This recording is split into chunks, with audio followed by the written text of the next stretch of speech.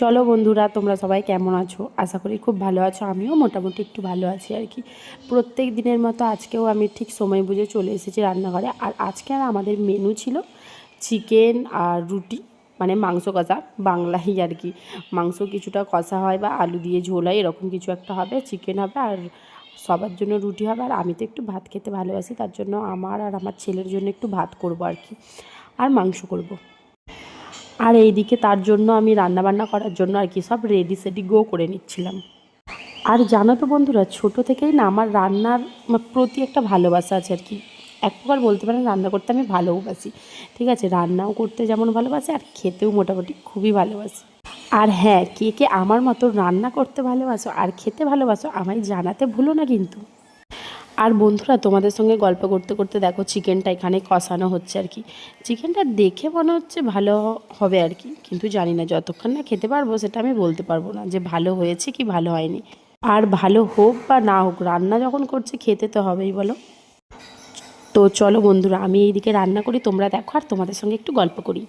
হ্যাঁ, যেটা বলছিলাম আর কি, জানো বন্ধুরা, আজ আমি ভিডিওর পেছনে লেগে আছি প্রায় গত 5-6 বছর তো হবেই।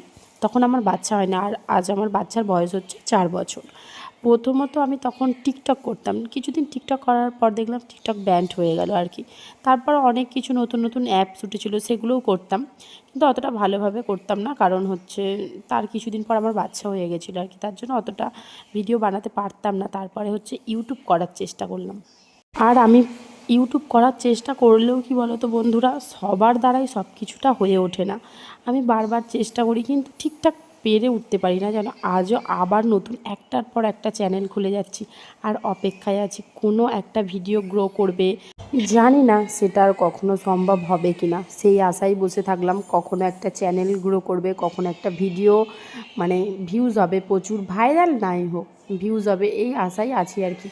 যাই হোক, ওইদিকে বকবক করতে করতে আমার এদিকে রান্নাটাও হয়ে গেল। উফ, চিকেনটা বলছিলাম না কেমন খেতে লাগবে, বেশ ভালোই লাগছে, কিন্তু আলুটা একটু কম সেদ্ধ হয়েছে আর কি।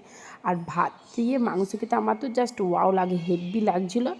আর আমার সবথেকে ফেভারিট পিস হচ্ছে মাংসর একটু মানে পা মাংস বা একটু ছাঁচ জাতীয় মাংস। তো বন্ধুরা, আমার মতো এই রকম মাংসর পিস খেতে তোমাদের কার কার ভালো লাগে আমায় কমেন্টে বলো কিন্তু।